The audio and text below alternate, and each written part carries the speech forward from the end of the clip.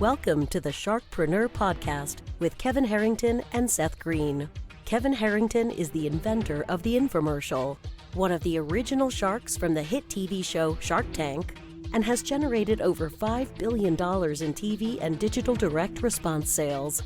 Seth Greene is the world's first trusted authority on cutting-edge direct response marketing, a best-selling author, and the only 3-time Marketer of the Year nominee. On the podcast, Kevin and Seth interview Sharkpreneurs who share straight talk on what it takes to explode your business. Why do so many businesses struggle while others seem to explode overnight? Do you wish you had the secret to this type of exponential growth?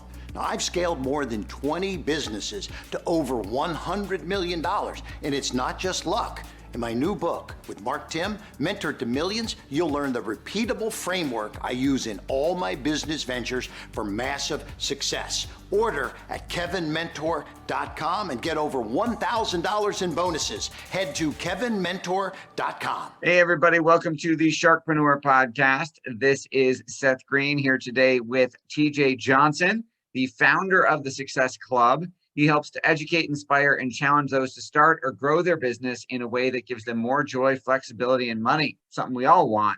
TJ, thanks so much for joining us. Looking forward to talking to you. All right, so let's go back in time. How did you get started? My start, I grew up in South Carolina. I went in the Air Force to get through college. Thank you for your service. Yep, thank you. Went to Air Force to get through college and to get a skill. And that skill was programming and coding. Got a job right out of the Air Force and eventually started a consulting firm. And so a tech services firm I started and sold it back in February. So that was sort of my start, is through the consulting. All right. And then how did the Success Club start? The Success Club started, I lived in the Dominican Republic. I still own a lot of properties over there. And was over in the Dominican Republic, started mentoring and coaching a lot of folks that were there, been in a police officer or fireman or, whatever a career or just retired early, moved over and said a lot of expats, they wanted to build their businesses and didn't know how. So they wanted to know how to start and scale their businesses. And some people had sort of started, some people had written books and different things. And I started helping folks do that since I had a lot of expertise in selling books and building online business. Awesome. Who are the types of folks, because I know the Success Club has grown from when you started it already. So who are the types of folks who are joining now? And tell us a little bit about the type of coaching and member, what the benefits are of being in the club, how they learn, all that kind of great stuff. Yeah. So in terms of the club, what happens are most of the folks that are joining the club are people that want to start their business or recently started their business. They're still under $5 million a year in terms of their what they're currently doing. So there a lot of folks build store shops, lemonade stands. A lot of times they're just bigger lemonade stands. And so what I help people do is to build businesses that that's gonna support them and their lifestyle and help them build a legacy. Meaning that if you build a business that forever, in the beginning parts of our business, we have to get up and we have to do everything, right? Just like a lemonade stand. But later on, we should be in a place where you're blowing life into that business such that that business is supporting your vision and your life. And so I help people do that. And so the people that join my Success Club, and by the way, it's been closed for a long time. I haven't even accepted membership for 8 months. But I'm going to open it up here soon at the beginning of the year.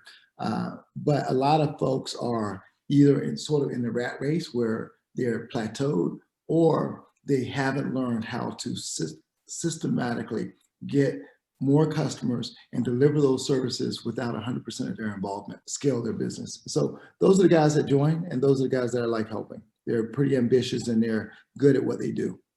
Awesome. So what are some of the most common mistakes or challenges you see them having? And then how are you kind of helping them with that? Yeah, a lot. So I have 5 golden rules of starting your business and scaling your business, especially on the services side. So, and they're pretty simple. And I'll go through some of those right now, if you don't mind. That would be great. Yeah. So the first one is, really simple, is get a customer, right? Now, what does that mean? It means, hey, I got to get a customer, but how do I do that in a systemic way? So I've gotten customers here and there, and I go, how do you get a customer? What's your process for getting customers? Can you automate that process? Can you make that a system? Can you do that over and over and over again, right? In such a way that it becomes predictable. So that's number one, learn to get a customer. Number two is make sure you keep your customer. Now, again, sounds super simple, but a lot of times people don't have products that meet the customer where they are on their entire journey. So a lot of times folks will get a customer, they're so happy to have that customer, they don't necessarily serve that customer for the long term through the entire journey. So build products that allow you to meet the customer where they are through their entire life journey. And certainly don't take your eyes off the ball because you're now gotten a new customer. So those two things kind of go hand in hand. Get a customer, learn to keep your customer. The next one is to learn to deliver your services without 100% of your involvement. That's, again, we kind of talked about that a little bit, goes back to the lemonade stand. No matter if the business is several $1 million, people are still in that situation where they're having to touch everything, whether it's the sales, whether it's the delivery, whether it's the operations. And then the other one is to get a good partner. Figure out a way to partner. It's a lot of times when we first start up, we want to build a business and we grab onto the first person that will help us. And we say, you're my partner. We're going to partner, and they give equity away at the very beginning of their business. And that's often a mistake, because you don't know if that person's going to perform well or not yet, right? And then you can't take equity back. So, we talk about partnering and how you do that. The other one would be to deputize people to sell for you. Get other people selling for you that doesn't cost you overhead. Those are TJ's 5 golden rules. How many folks have been through the Success Club and benefited from your philosophies? Because I know you've got other stuff besides that. You've written books. You've impacted a lot of people.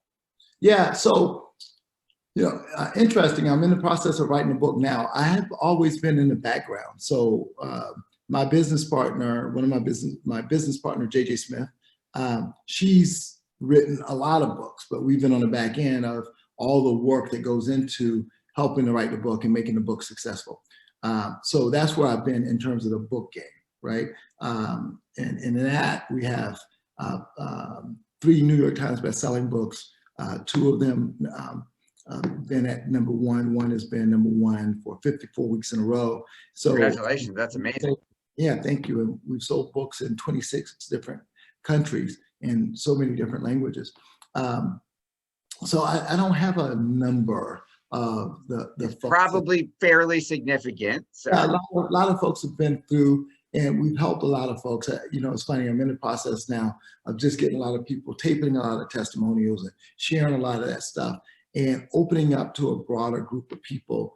But to be frank with you, one of the things that I've done is because, fortunately, unlike some business coaches or coaches, my business and the wealth that I've created in my life has come primarily from building businesses, right?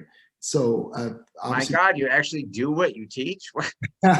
Yeah. So, I've built a, tech services business, to over $50 million and sold that business. And then I've done a commercial construction business. I've owned a hotel, I've owned a restaurant.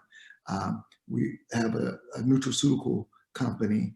So, I've done a lot of different things, not all at the same time.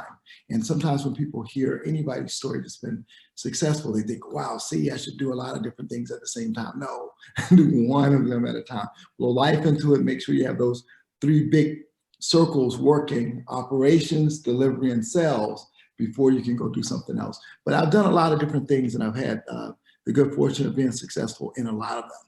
And so for me, in terms of coaching, I started coaching people really on a very small scale because I wanted to make sure I didn't want to do individual coaching. I wouldn't be able to, it wouldn't be affordable really for me to You do don't have that. enough band. Yeah, there's not enough of you to go around. Yeah. So I've always done group coaching, but I wanted to make sure I could do it in a way that was extremely effective. And I think we figured out a way to do that. That is awesome. Your passion's obvious. What do you like best about what you do? Man, I love seeing people grow. I mean, I do amazing things in life and live in amazing places. And I want people that can relate to my voice and relate to my story to not have to hit all the walls and the struggles that I did. So to get there a little bit faster, a little bit easier, and to have some folks that I can invite to some of the things that I do, and it doesn't seem crazy. Come on, man, now that you're super successful, let's go out and have some fun. Absolutely. I find that everybody's got, whether it's a catalyst or an inciting incident or defining moment or whatever you want to call it, that kind of shapes their journey. What was the most impactful moment in your life that shaped your journey today? I think when I was starting there's been a number of them, right? So I don't know that there was one, but one that stands out right now is that when I was starting my tech services business, I had, I was working for some guys sort of as a 1099, and those guys wanted me to come work for them sort of full time. And I was committed to building a business. And they were like, hey, it's going to be super hard. Are you sure? Do you have these skills? And do you have those skills? And the answer was no, I didn't have those, but I was willing to figure those things out, like all entrepreneurs have to be, right? And they were really adamant about me coming to work for them. So they invited me to this dinner, this steak dinner at this really nice place. And they were trying to convince me to come work for them. And as they were doing that, they got to a point where they just decided that they were going to just pass the envelope thing and say, hey, here's what we're gonna, here's your number. I said, bro, you don't have a number. You can't pay me because I want to start my own thing. And they said, write down the number that it's going to take to hire you.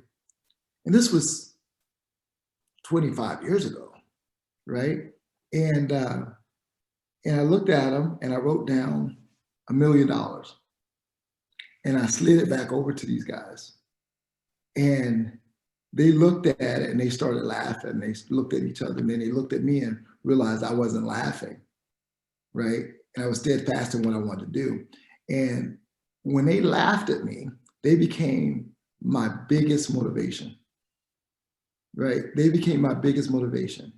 And I worked my ass off to beat those guys, right? They were a company out of Cleveland, worked really hard to beat them. And when I realized I had beat them, I was at a conference and I was on a big jumbotron, talking to the conference and receiving some award and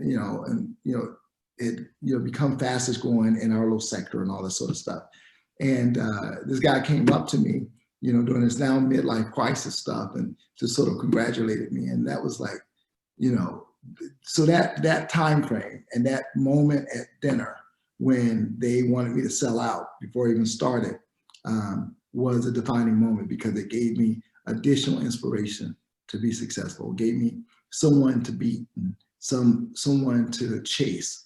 And the only thing that I wish is that they were a $300 million company, and I would have still chased and beat them, but they were much smaller. So I became a little bit fulfilled too early, probably.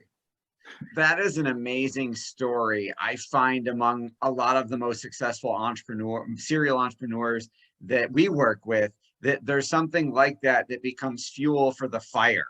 And I mean, I had my own where at the Fortune 500 company I worked at, 15 years ago, when I said I was going to go start my own, they said, it's the worst decision you'll ever make. And in a year, you're going to be working on the Geek Squad at Best Buy.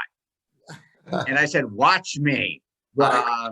And that's still, even though I have far eclipsed what that happened. And it's so funny. We were looking for office space to expand for the third time a year or two ago. And I saw the former brand manager who told me that go into his new little office in that building. So I totally get it. You talked earlier, you alluded to legacy. What do you want your legacy to be? I don't know, man. It's a good question. I think, obviously there's some really basic things, right? Like I came from not a whole lot in terms of wealth. I came from poverty. And so I want to make sure that my kids, right, they have, like a lot of times we don't get the chance to do what we want to do in life. We do what we have to do, right? I want to make sure that my kids and their kids have the ability to make a bigger impact in the world because they'll get to do the things that they're most talented at and that they want to do and get to a chance to discover that. So that's a huge important thing for me. And then the other important thing for me is that I inspire and motivate other people that are going through things that I went through, look like me, to say, I can do it too. And this guy showed me the way. So I think if I do that, then I'm pretty happy.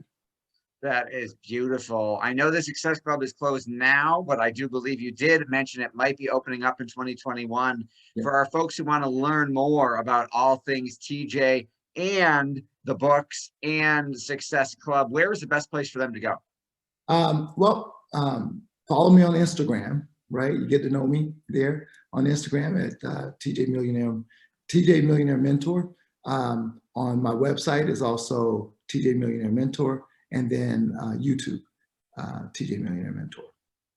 I'm sensing a theme. All right. This has been Seth Greene for Sharkpreneur with TJ Millionaire Mentor. TJ, thanks again for joining us. Fascinating interview. Hey, good talking to you, man. Thanks everybody for watching. We'll see you next time. Do you need money to fund your idea, product, or service? Are you ready to take your business to the next level but need capital to get it done? Kevin Harrington has heard more than 50,000 pitches and knows how to help you make the perfect pitch to get the funding for your entrepreneurial dream. He's distilled the process down in his perfect pitch cheat sheet, and it's yours for free. Just text PITCH to him right now at 727-888-2100. Text PITCH to 727-888-2100 right now and claim your free perfect pitch cheat sheet. Text PITCH to 727-888-2100 to start funding your dream today. This show has been produced by Market Domination, LLC.